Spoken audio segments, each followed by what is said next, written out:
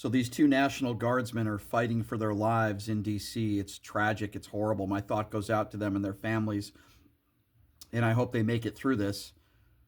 We don't even know the motive of this individual that is the suspect. We don't know who he is. We don't know why he did what he did. We don't know if it was politically motivated. We know nothing. But people on the far right are now using the term they. They did the same thing after Charlie Kirk was assassinated, when we know it was one person that was responsible, had nothing to do with the left. Now, right-wing Republicans are doing the exact same thing they did in the New Orleans terrorist attack. They said it was Joe Biden's open border policies and it was an undocumented immigrant when it was someone that was born in America.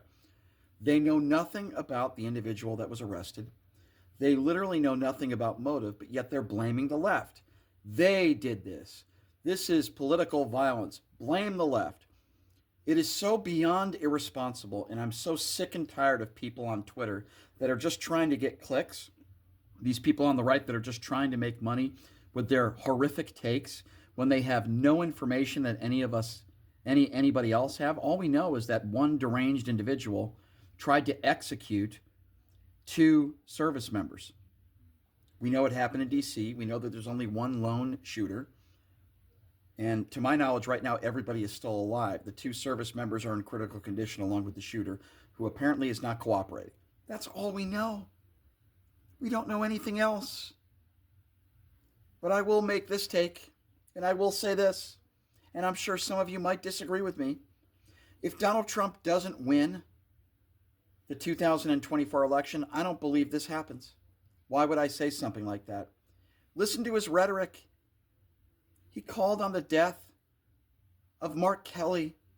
He said Mark Kelly should be hung because he said you shouldn't abide by unlawful orders. If there's anybody that's raising the temperature every day with this political rhetoric, it's coming from the right and it's coming from Donald Trump. It's not coming from the left.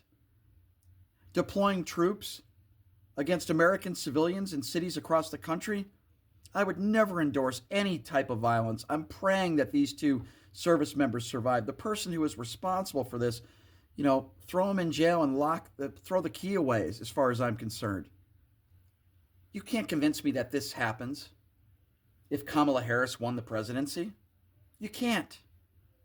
But all you right-wing turds out there, keep going with your conspiracy theories and your Pizzagate and the 2020 election and COVID and any other conspiracy theory that you could think of. I'm sure we'll hear people say that George Soros was responsible for this, that he funded it.